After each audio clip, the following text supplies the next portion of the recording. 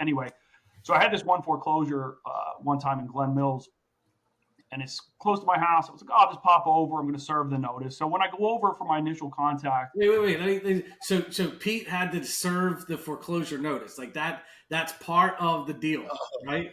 Yeah, that was already crazy. All right, okay. It's everything kind of from start to finish. So, so I'm sending the paperwork. I'm walking over, or not walking. I drove over to the people's houses, knock on the door, and the wife answers the door. And I said, hi. I always open with this stupid joke because I meant it, but I was like trying to like soften it a bit, saying like, hey, don't shoot the messenger, literally.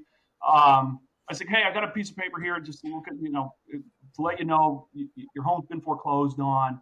We want to find a peaceful transition to have you leave the house. And she said, no, you don't know what you're talking about. Our house is not being foreclosed on. And so I'm double checking. She's making her confidence in the fact that I was so wrong made me kind of question if I was at the right address. I'm like, I've got to be at the right place. Fast forward a little bit. It turns out her husband had all of their mail sent to his business address.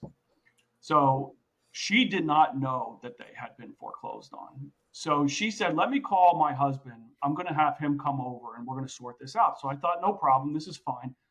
So a couple minutes later, there's a guy flying down the street in a BMW 7 Series. And I'm like, okay, here it goes.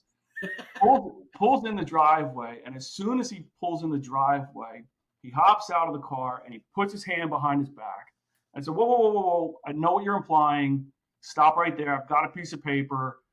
You don't have to pull a gun on me. I get it. I said, you could do this. You could shoot me.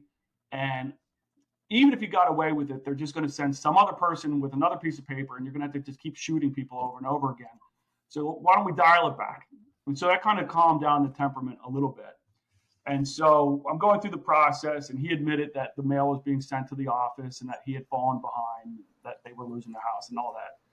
And so during that process, like I have to go through, because part of it is I have to, if people will allow me to go into the house, take photos and stuff. So I'm trying to worm my way into that situation. So I'm making small talk, and I said, what do you do for a living, sir? And he said, I repossess cars.